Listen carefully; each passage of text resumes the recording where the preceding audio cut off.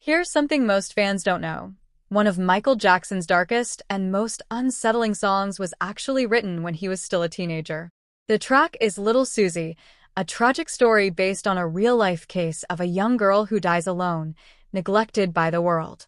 The song was so heavy, so emotionally complex, that his label decided to shelve it for over 16 years. And when you listen to it, you understand why. This wasn't the sound of the young Motown prodigy everyone knew. It was Michael exploring darker, more haunting themes way before Thriller or Bad made him the king of pop. What makes it even more chilling is the way he built the music. Michael blends his raw narrative with Pai Jesu, a classical Latin hymn that literally means merciful Jesus, a prayer for eternal rest.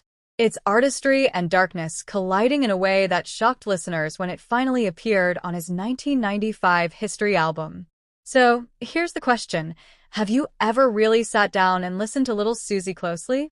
If you have, what did you take from it? Comment below.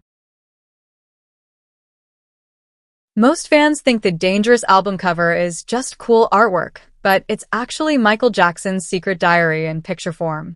Released in 1991 and designed by Mark Ryden, every single detail hides a piece of MJ's world. Look closely. You'll see flying monkeys, a nod to The Wizard of Oz, a movie Michael loved. His pet chimp Bubbles pops up too, reminding us of his playful side. But it goes even deeper.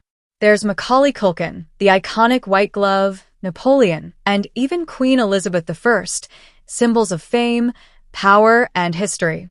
Cherubs stand for innocence, while a P.T. Barnum tape hints at Michael's obsession with illusion and showmanship. This cover isn't just an album sleeve, it's a puzzle only true fans can decode. Every inch tells a story, every detail is deliberate. So the big question is, how many of these Easter eggs can you actually spot? Drop your count in comments. People keep comparing Beyoncé and Michael Jackson. But let's get real and look at the numbers. Even more than a decade after his death, Michael Jackson still pulls in 53.2 million monthly Spotify listeners. Beyoncé, one of today's biggest icons, has 56.9 million. That's only a 3.7 million gap. Shocking when you remember MJ came from the analog era. Now check the streams. Billie Jean has over 2.2 billion plays, while Beat It sits at 1.4 billion.